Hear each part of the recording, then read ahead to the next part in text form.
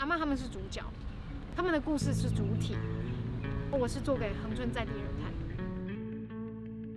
的。戏剧本来就是一个你还没有亲眼看到之前，它都是一个很虚幻的东西。那个时候常常会不知道我是导演，就是阿姐笑脸囡仔，他们都会觉得我是囡仔。阿嬷他们有时候都会练到一半跟我说，哥来一摆哦。啊，足忝的呢，袂使啦，阮再来一摆好不好？啊，阮再来一摆，汤多就好啊，毋过阮可以来。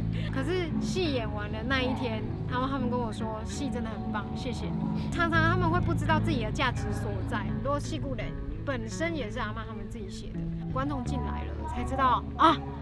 对了，演员他们真的跟阿嬷他们排练之后，他们才会发现民谣的自由度，民谣是活的，有那样子的文化底蕴的人才讲得出来，或者是生命经验的人。真的会这样讲话，这件事情是自然。然后我们看到阿嬷他们对于民谣的态度，那些自由使用的时刻，他们彼此在搭最够很自然的东西的时候，慢慢在演员身上也发酵，所以他们才慢慢可以转，就是我这个东西怎么讲，其实更好。生活感跟生命经验这件事情，绝对是我们的演员是在跟阿嬷他们学习的。就连我自己本身也是。感谢这块土地孕育出恒春人，而恒春人传唱着这些民谣。